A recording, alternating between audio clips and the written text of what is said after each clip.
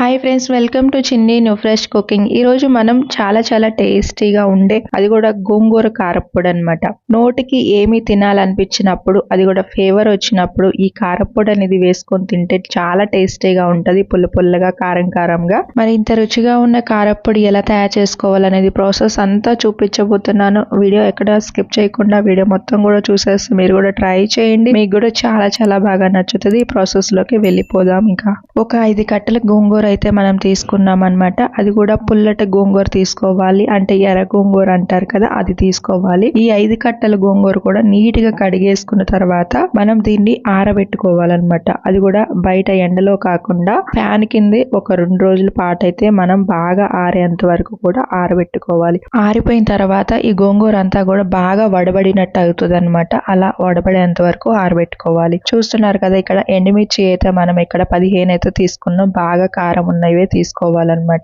ఇక్కడ 2 స్పూన్లు ఆయిల్ వేసేసుకొని ఒక 3 నిమిషాల పాటు అలాగా వేయించేసుకోవాలి. నెక్స్ట్ ఇప్పుడు దీంట్లోకి శనగపప్పు 1 స్పూన్, ధనియాలు 1 స్పూన్, జీలకర్ర 1 స్పూన్ ఇలా వేసేసుకొని మళ్ళీ ఒక 2 నిమిషాల పాటు అలా వేయించుకున్న తర్వాత కరివేపాకు ఒక 5 రెబ్బలు అయితే ఇలాగా వేసేసుకొని దీన్ని కూడా ఒక 1 మినిట్ వేయించేసుకొని నువ్వులు 1 స్పూన్ తీసుకొని ఇలాగా చిటపట అనేంత వరకు వీటిని వేయించేసుకొని జార్లోకి తీసేసుకోవాలి. జార్లోకి తీసుకున్న తర్వాత కొంచెం సేపు ఆరనివ్వాలి. ఈ లోపు మనం 1 స్పూన్ అయితే దీంట్లోకి ఆయిల్ వేసేసుకొని ఇలాగా గోంగూర వడబడింది వేసేసుకొని ఒక 2-3 నిమిషాల పాటు వేయించేసుకోవాలి. ఇది వేగిందా లేదా అనేది ఇలా చేతితో పట్టుకున్నామంటే ఇలాగా మనకి పొడిగా రావాలన్నమాట. దీన్ని కూడా పక్కన పెట్టేసుకొని ఇందాక మనం వేయించుకున్న ఎండుమిర్చి అనేది వేసేసుకొని తగినంత ఉప్పు వేసుకొని మిక్సీ పట్టుకోవాలి. ఇలాగా దీని తర్వాత ఇలాగా గోంగూర వేసేసుకొని మళ్ళీ మిక్సీ పట్టుకోవాలన్నమాట. ఇప్పుడు దీంట్లోకి వెల్లుల్లి ఒక 5 రెబ్బలు అయితే వేసేసుకొని మళ్ళీ మిక్సీ పట్టుకోవాలి. ఇప్పుడు ఇలా మిక్సీ పట్టుకున్నది ఇలాగా ప్లేట్ లోకి అయితే తీసేసుకొని ఫ్యాన్ కింద కొంచెం సేపు అంటే